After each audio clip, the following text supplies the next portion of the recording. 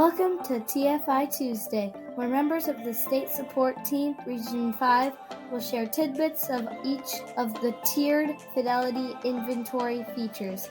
We hope you will find these short discussions meaningful and beneficial to your PBIS team. And now, here's this week's TFI Tuesday tidbit.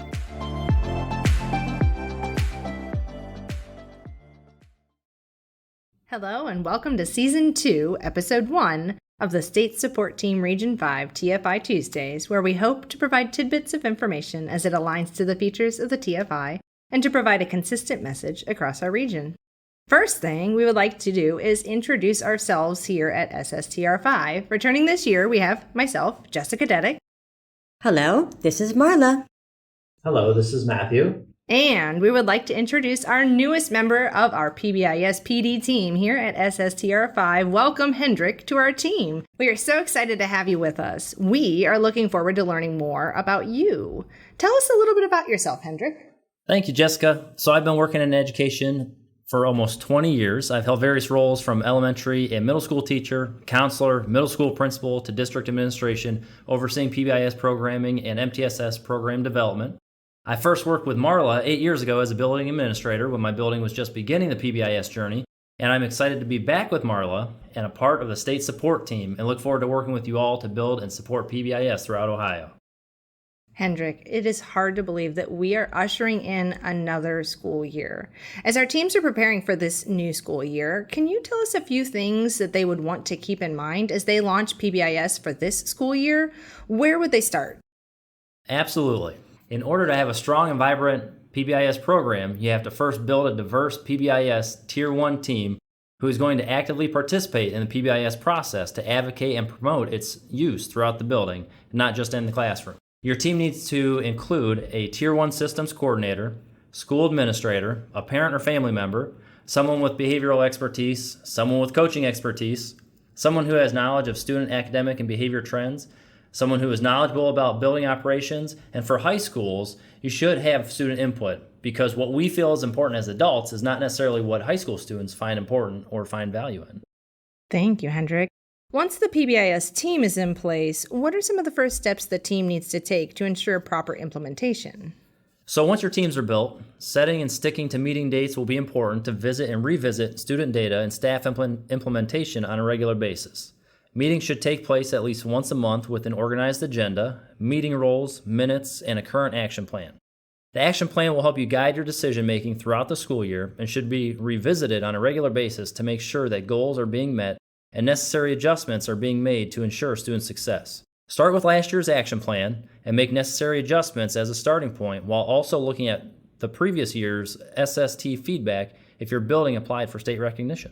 Thank you. One of our actions for beginning of the year on our plan was about our kickoff rally to make sure all of our staff, students, and families were aware of our expectations. What are some of the ways that you have seen schools kick off PBIS for the year?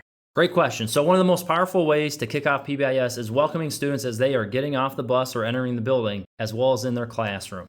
Once the students are welcome into the building, kickoff assemblies or PEP assemblies are also great ways to start the year. Make sure they are interactive and fun. This will help kids learn expectations right away. Also, make sure that when the students go back into the classroom from that assembly, the teachers reinforce and review the expectations in a smaller setting and answer any questions that may come up. Those are some great tips. Thanks. What are some of the things that new staff members and teachers need to know about PBIS? So the team will want to build the PBIS understanding of all new staff members in the building and teach the staff how to properly implement PBIS in each part of the building so that they can share that knowledge with their students. Making sure that new and current staff know where to find and how to teach the PBIS matrix and PBIS lessons, how to implement recognition programs, and knowing who to go to for support is critical for PBIS success early in the school year. Buildings need to make sure that every staff member is teaching and reteaching the building's expectations to all students. So no matter where a student is in the building, they are receiving the same consistent message from all of the adults. That is great information. How have you in the past made sure that the building expectations are being taught and monitored? What ideas do you have for us? So one of the most important things, Jessica, as a PBIS team is to check for understanding amongst the staff and provide guidance and feedback to support each other. Check-ins at staff meetings and follow-ups with building administrators is also important to ensure that expectations are being taught and monitored in the way that we want to happen in the building. I would also encourage a mentoring type of program for new staff in the building so that those new teachers and staff have a specific person to go to that have experience so that they have support and guidance in all aspects, and not only in PBIS, but also other building practices and policies. That's a great point.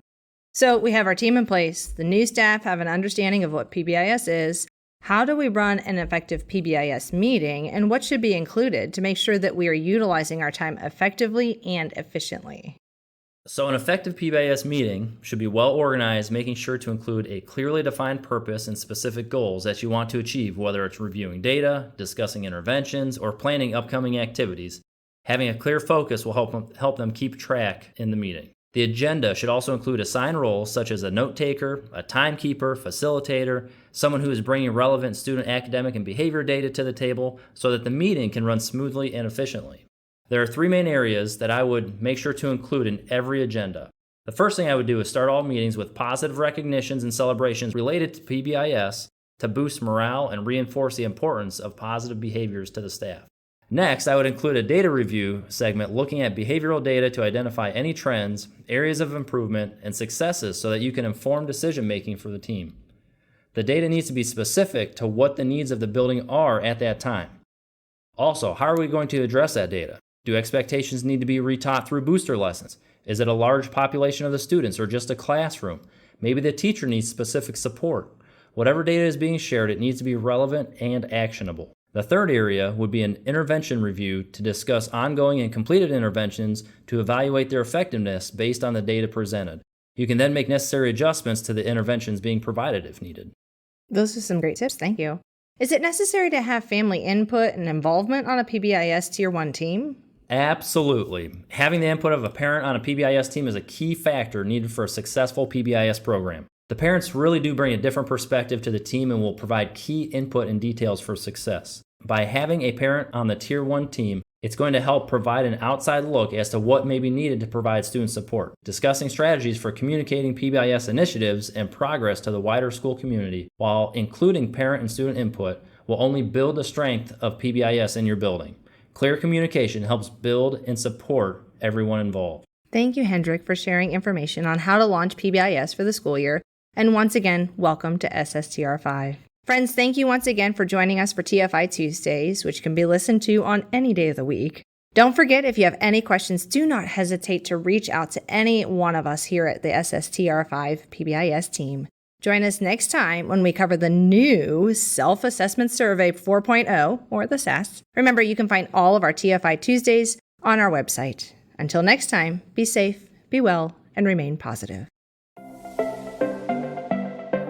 Thank you for joining us for our TFI Tuesdays. We hope you'll join again next week to learn about additional TFI features. Until then, be safe, be kind, and be positive.